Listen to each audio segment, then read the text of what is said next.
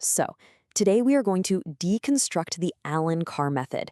You've probably heard of it. It's this incredibly popular, sometimes even controversial way of thinking about weight loss. We're going to break it down and really get into how it supposedly works. I mean, just listen to this promise. It's pretty incredible, right? Eat as much of your favorite foods as you want, whenever you want, and be the exact weight you want to be. And get this, all of that is supposed to happen without any dieting, no special exercises, and, this is the big one, without using any willpower. Okay, so your first question is probably my first question. How on earth could a claim like that actually work? That's what we're here to do. We're going to analyze the blueprint, dig into the core ideas, and really understand the psychological framework that this whole thing is built on. So here's how we're going to tackle this. First, we'll look at that easy promise. Then we'll define the method. After that, we'll dive into the psychological mechanism, check out the implications and edge cases, compare the easy way to willpower, and finally, wrap up with the new mindset it's all about. Okay, first up, Section 1, the easy promise. So the first thing you have to understand is that the method insists, and I mean insists, that it is not a diet. It's positioned as a permanent solution. And the really wild part, it supposedly requires zero willpower. In fact, it argues that willpower is the whole reason other things fail. So all that stuff like calorie counting, special gym routines, yeah, that's all completely off the table here. So if it's not a diet, then what is it? Well, that brings us right to Section 2, defining the method. Okay, the whole thing really hinges on this one core concept called nature's guide.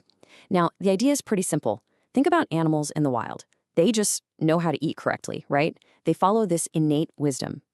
Carr's big argument is that humans are the only species that has completely lost touch with this, all because our big, smart brains have overridden our natural instincts. And the key piece of evidence he uses to support this whole idea? Well, it's a pretty powerful observation. Think about it. What percentage of wild animals are overweight? Zero. Absolutely zero. They just eat what they're supposed to eat, and their bodies naturally stay in balance. So that brings us to the fundamental premise of the whole method. We are the only species with a weight problem, and it's because our intellect has hijacked our instincts. And, the book even points out that this applies to our pets, right? Their eating is controlled by us humans, not by their own nature's guide. Okay, so if our own brains are the problem, how in the world do we fix that?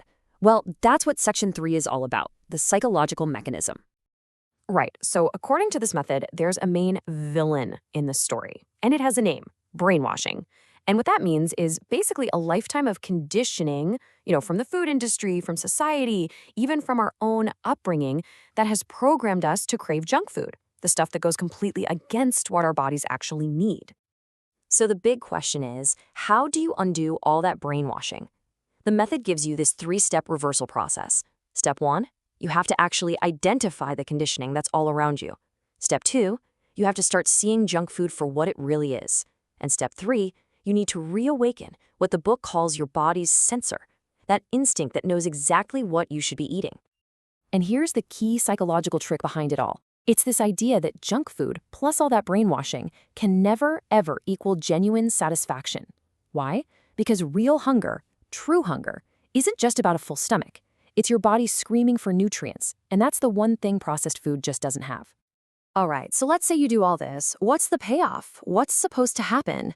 That brings us to Section 4, implications and, of course, the edge cases. And the promised results are, well, they're pretty huge. We're talking about enjoying food without an ounce of guilt, having way more energy and vitality, never counting a calorie again for the rest of your life. It's sold as a permanent solution that frees you from cravings because you're finally giving your body what it's been asking for all along. So the claimed outcome is pretty amazing. Effortless weight control all through a mindset shift. But we have to look at the potential edge cases here. The entire method is built on the assumption that overeating is purely a psychological problem. And that's a big assumption, right? It kind of overlooks other potential factors, physiological or medical reasons that could be at play. This leads us to what is really the central battleground in the book. It's Section 5, Easyway versus willpower. The book makes this huge distinction between its own approach and traditional diets, which it lumps together as the willpower method. And this table really lays it all out. Look at the approach. Willpower is all about restriction. The easy way, it's about re-education. The psychology is completely different too. Diets are about deprivation, that feeling of I can't have that. The easy way aims for liberation, a feeling of I don't even want that. The focus shifts from calories to the actual type of food, and the goal isn't temporary weight loss, it's a permanent change in how you think. And really, the whole argument against willpower boils down to this one powerful quote from the book. As long as you feel you're making a sacrifice, you will never become free.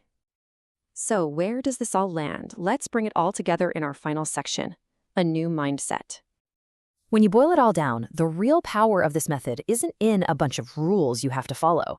It's about fundamentally changing the story you tell yourself about food, about desire. The entire journey is designed to help you unlearn your cravings for junk and rediscover your body's natural, built-in preference for foods that actually fuel you.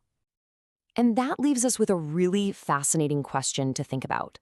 What if the most effective way to change our behavior isn't about forcing ourselves with more discipline, but about telling ourselves a better story?